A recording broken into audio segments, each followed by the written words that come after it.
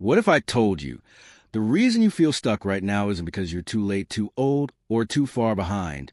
It's because you're being prepared for something you can't yet see.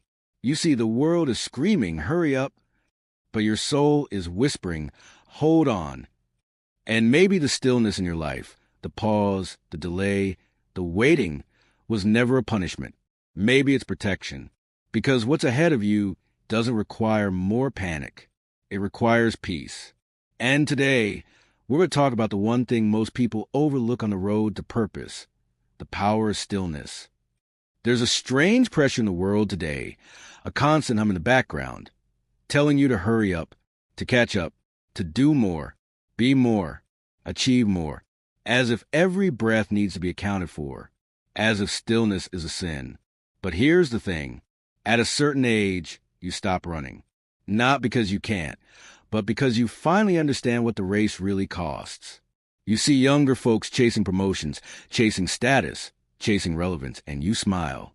Not because you're bitter, but because you remember what that frantic sprint felt like and what it took from you.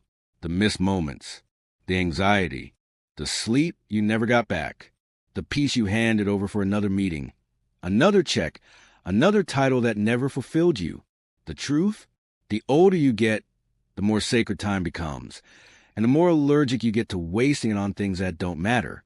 Urgency is often just insecurity in disguise. And panic? Panic belongs to people who haven't yet built what you survived. Because when you've seen storms and come out dry, you don't fear little thunder. You've earned your pace. You've earned your peace. The wisdom you carry was paid for in pain, failure, loss, and resilience. And now, you move differently. You don't rush anymore, because if it's meant for you, it will wait for you. And if it demands you abandon your peace to reach it, it was never worth touching in the first place. How many times did you feel like life left you behind? The promotion that never came. The marriage that ended when you thought it was just beginning. The season of waiting that felt like punishment instead of purpose. But now, with hindsight, you see something most people miss. Those delays weren't rejections. They were redirections. What didn't happen for you was often saving you from you. You thought you were ready, but you weren't. And that's not shameful, it's sacred. Because the life you were praying for back then would have crushed a version of you that hadn't healed yet. You had to be delayed to be delivered. Think about nature. A tree doesn't bear fruit every month. A garden isn't harvested in the dead of winter. There's a rhythm to growth that doesn't care about your deadlines. And when you stop fighting that timing, you start flowing with it. You start understanding that sometimes life holds things back not because you're undeserving, but because you're still being developed. So many people collapse under blessings they weren't built to carry. They force love and it turns toxic. They chase money and it turns empty. They jump into opportunities they can't sustain and it breaks them. But you've waited. You've been tested. You've been seasoned. And that delay, it wasn't wasted time. It was sacred preparation. Now, when it comes, you'll be ready, not just to receive it, but to keep it. At this age, peace becomes expensive, not just because it's rare, but because you finally realize how much you've paid in your life for things that gave you everything but peace. Think about it. The relationships that looked good on the outside, but left you feeling anxious, small, exhausted. The jobs that padded your bank account, but drained your soul. The roles you played for other people. Pleaser, fixer, silent sufferer. Roles that cost you your own voice. And for what? Applause that didn't last. Validation that evaporated. Status that never really mattered once the room went quiet. Now you know. Anything that costs you your inner calm is too damn expensive. The truth is, you don't need to argue for your worth anymore. You don't need to be included in rooms that make you shrink. You don't need to chase people who treat your boundaries like inconveniences. You need peace. And not the kind you find on vacation. Not the kind that lasts until the next phone call or headline. I'm talking about real peace. The kind that shows up in the quiet.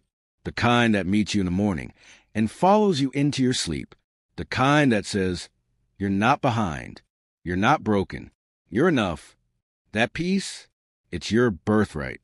But you only keep it when you stop trading it for things that don't love you back. So from now on, if it costs your peace, it's too high a price. Walk away. And don't explain why there's this lie society tells people after a certain age. That if you didn't make it by 30, you miss your chance. That if you didn't figure out your purpose in your 20s, you're just too late. That reinvention is for the young, and the rest of us should just settle in. But here's the truth they don't want you to know. Purpose doesn't expire, and calling doesn't care about your birthday. Some of the most legendary success stories didn't begin until later in life. Colonel Sanders didn't fry up KFC until he was in his 60s. Grandma Moses didn't start painting until her 70s. Vera Wang didn't design her first dress until she was 40. And yet, here you are, wondering if your time is up?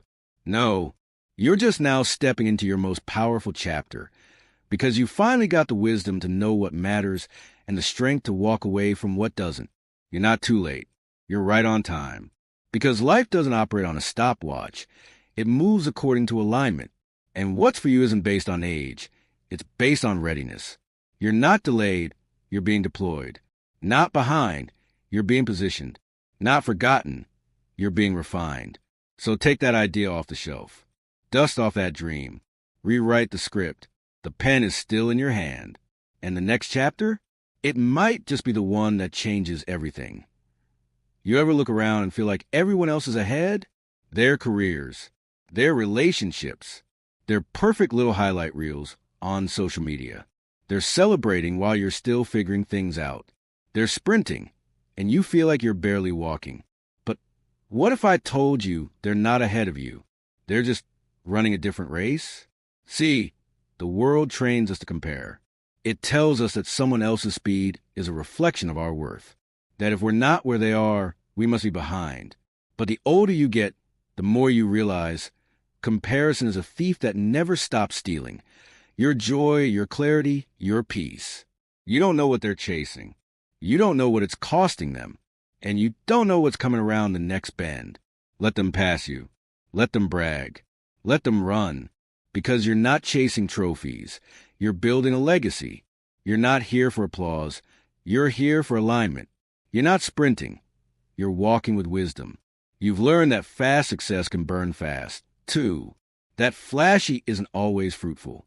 That loud doesn't equal lasting. Your race is different. It's deeper. It's slower.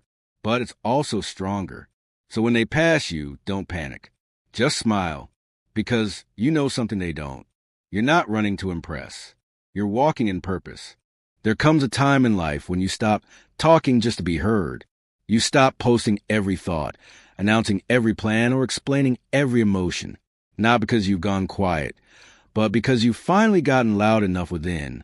The loudest growth you'll ever experience happens in silence. Not in front of an audience. Not under a spotlight. But behind closed doors, when nobody's watching. When you're wrestling with doubt. When you're rebuilding your confidence. When you're healing parts of yourself that no one even knew were broken. And here's the thing. The more sacred something is, the less you want to expose it. Your peace? It's too fragile to be explained. Your healing? Too personal to be posted. Your next chapter? Too holy to be consumed by people who only want to speculate. At 50, 60, 65, you know better. You've seen what happens when you give people too much access. Some protect you. Many don't. They analyze, criticize, misinterpret, gossip. So you build in silence now. You love quietly. You grow privately. Not because you're hiding, but because you're protecting what matters most. And when you finally do speak, your words will carry the weight of what was grown in sacred silence. And no one will be able to ignore that kind of power. Here's a truth that too many people forget when they hit a certain age. You've already overcome things that would have broken most people. And yet, the world still tries to make you feel like you're not enough. Like you should be doing more, achieving more, producing more. But they didn't see the nights you cried alone. They didn't feel the weight of raising a family, holding down a job, surviving grief, loss, divorce, illness, and still showing up. They didn't walk through your past, so they don't get to define your pace. You didn't get here by accident. You clawed your way through seasons of pain, confusion, and silence. You healed when no one clapped. You rebuilt when no one noticed. So don't let this culture or do more erase what you've already done. Don't let your own inner critic diminish what you've already survived. You're not behind. You're a living testimony. So when doubt creeps in and you wonder if you're doing enough, pause and remind yourself you are walking with the strength of 1,000 battles you already won. You are the miracle you once prayed for, and you're just getting started. Control is seductive. It makes us believe that if we just grip tight enough, plan hard enough, worry long enough, we can bend life into submission. But control is a lie. And worse, it's a thief. It steals your joy. It steals your energy. And eventually, it steals your hope. Some of your greatest disappointments didn't come from failure. They came from forcing things to happen before their time. The relationship that fell apart because you ignored the signs. The career you clung to long after your soul left it. The dream you tried to rush instead of letting it rise naturally. But here's the shift that happens as you mature. You stop white-knuckling life, and you start flowing with it. You start surrendering, not because you're weak, but because you're wise. You realize that what's truly meant for you doesn't require manipulation. It doesn't demand stress, anxiety, begging, or proving.